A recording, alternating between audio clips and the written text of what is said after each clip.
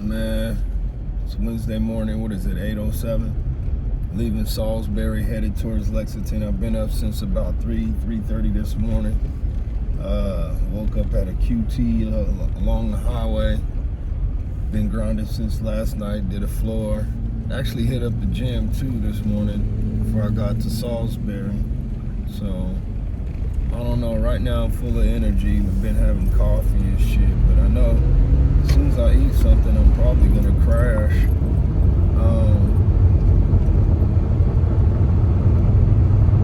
Looks like I'm coming up out of the light for this shit, man. I got some good emails regarding this finance situation. So like I said, it looks like I'm coming up out of the light on this shit. But at the same time, I don't really want to talk about much. Just want to make sure I get everything done, that I get this house in order, so when it comes through, it comes through. With that being said, however,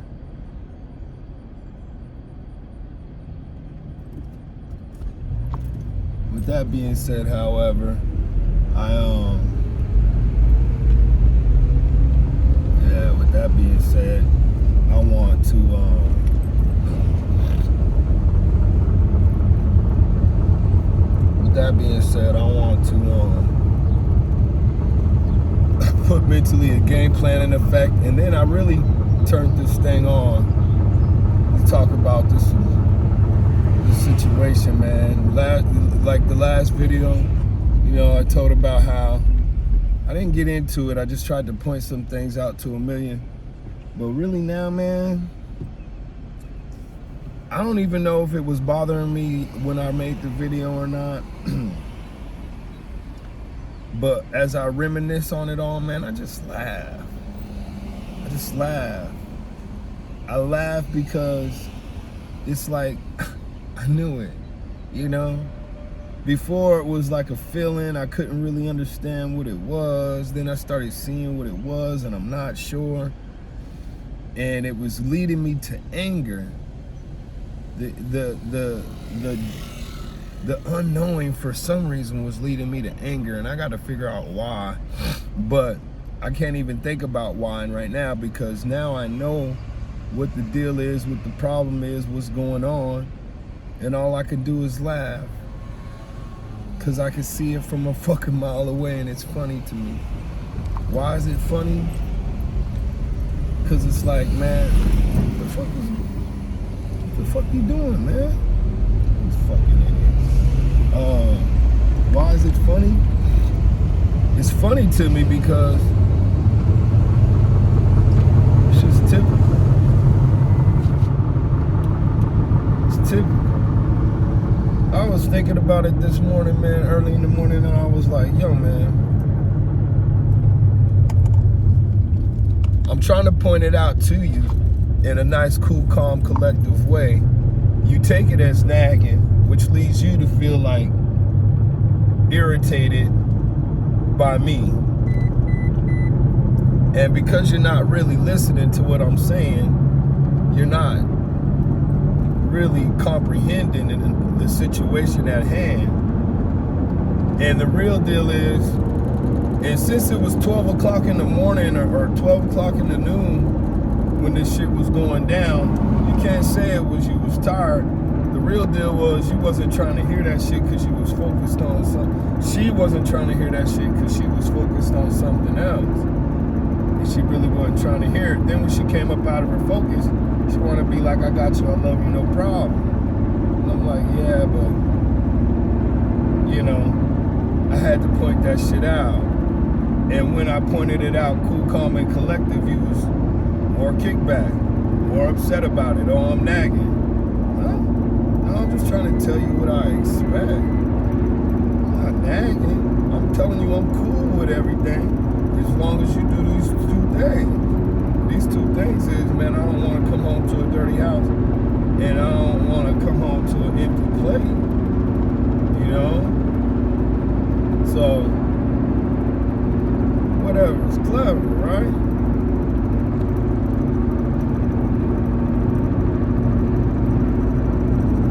Now, why I feel like that?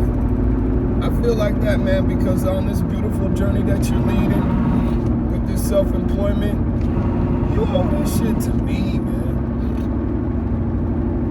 That's a benefit and blessing that I provided for you. You know, I might not be paying all the bills, but not only did I show you how to do this shit, I gave you the encouragement to do this shit. I made you see like this shit could be possible. And to your level of degree, you're doing everything that you possibly want to do.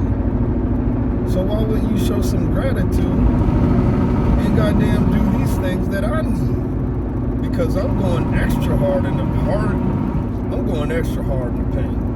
I can't say I'm going harder than her. But when it comes to do for this, do for that, yeah, I'm doing it. You don't need me to watch the kids. You like that. And you got your mama on standby for that. What you need me to do is make sure that I can hold down certain things that you don't even have to fucking worry about.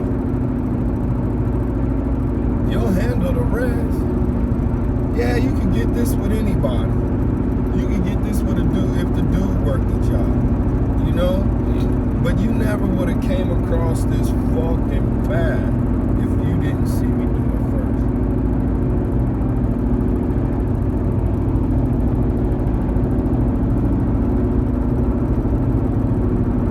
You would have got what a dude with a job, you would have kept working a job. Even if he would have got a good position, it would have been a deal of, you know. And even if you would have wanted to quit your job,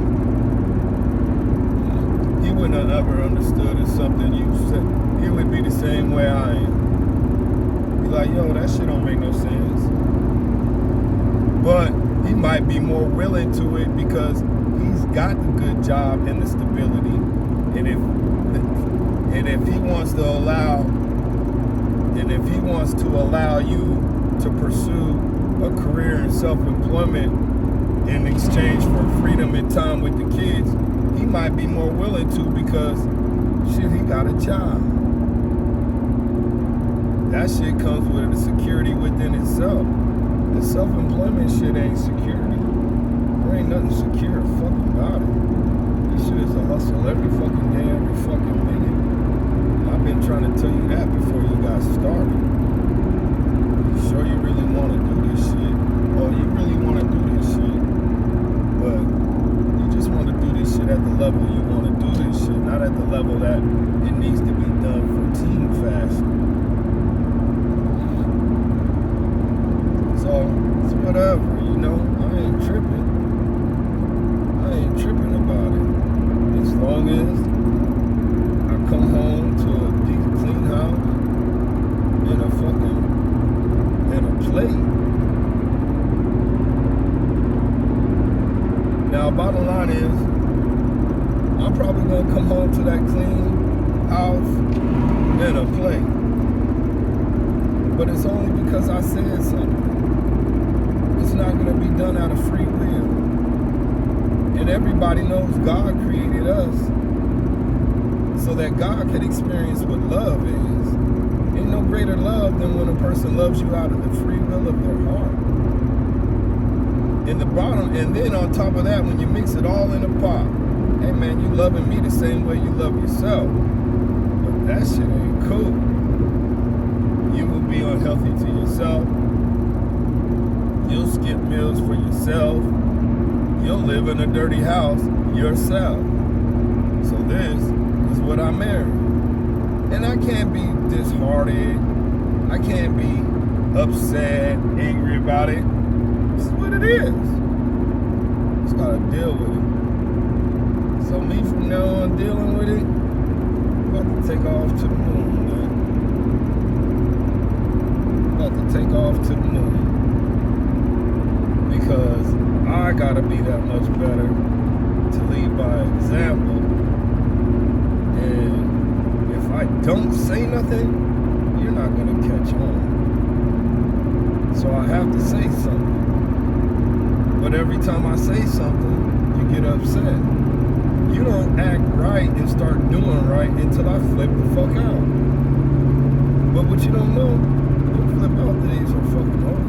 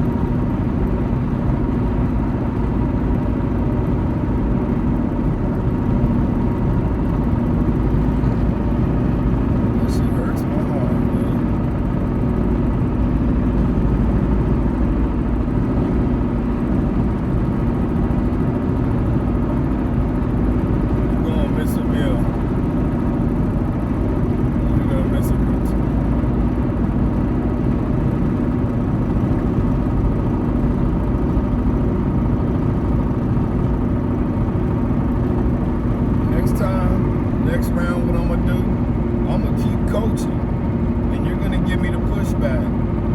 And when you give me the pushback, I'm gonna be like, now here it go again. I'm trying to tell you in a nice way, in a cool, calm way. But if I was to fuss and yell about it and start kicking shit, then you're gonna listen. But when I try to say it to you nice, you just get upset and don't listen. You take it as in I'm attacking. But yet when I'm kicking shit, you don't feel like it's an attack. Or you feel like it's such a great attack that you just have to bow down. I ain't trying to be in a relationship like that where I gotta yell at a motherfucker to get him to do something, man. That's not my style. I can do it I can do that shit about once a year, maybe once every 3 months. Goddamn. For different shit, not the same shit over and over. I can do that shit about every 3 months. Different shit over and over.